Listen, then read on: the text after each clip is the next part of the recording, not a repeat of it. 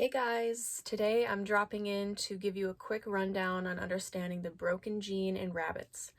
I know I've been gone for a long time, but I like to drop in whenever I think of something that somebody might need, and someone actually requested this video. So we're gonna get right into it. First of all, the broken gene is a dominant gene. Therefore, it must present to be present, if that makes sense. So a rabbit cannot carry the broken gene if it is not a broken or a Charlie. We'll get more on the Charlies later.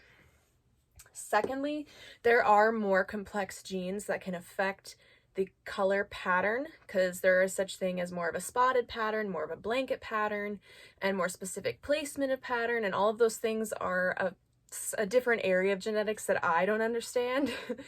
But ultimately, usually lighter patterns throw lighter patterns and vice versa. But right now we're just talking about the base gene. So as you can see here, this is an example of a genotype, and E is the one we're looking at right now. Up here you can see that solid is lowercase en, because it is not dominant over the broken gene. So a solid rabbit has no chance of carrying broken. A broken rabbit is capital En, lowercase en. It has enough of the broken gene to present in a broken pattern, but not so much that it erases much of the pattern in a Charlie. A Charlie is capital En, which is a double dose of the broken gene. And so that presents a lighter pattern and sometimes not even much of any pattern, and it's always not showable, typically. All right, so these are some Punnett squares to show some examples of crossings you might make. I breed Polish, so I think of them.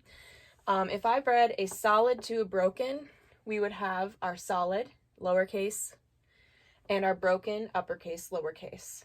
In this, you can see that we would get, this is about each kit has this % chance of being, not necessarily a 50-50 in the litter, but each kit has a 50% chance of being broken, because you can see that there's 2 broken rabbits and 2 solid rabbits in this outcome here. This just prevents, or not prevents, this is portraying the likelihood of an outcome. But it's totally common and possible to get some variation of this.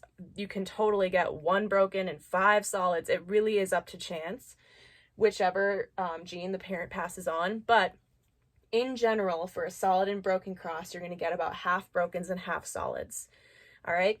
Next, solid to Charlie. This is actually a fairly common breeding to make if you really want brokens, because you will get 100% brokens, no Charlies and no solids. This is guaranteed. There's no variation in this.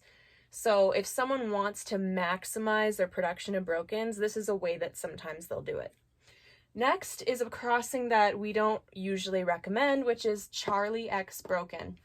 A Charlie has that double dose of the broken gene, as you can see, and the broken has half and half.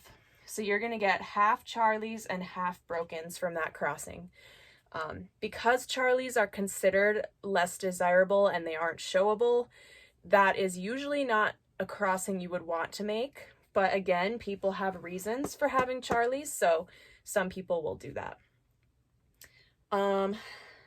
Yeah, so I think that's about it. If you have any questions or further knowledge, please drop it in the comments, because I do not claim to be an expert. I just have a basic understanding of some of the more basic genes. So let me know what you know in the comments and help each other out.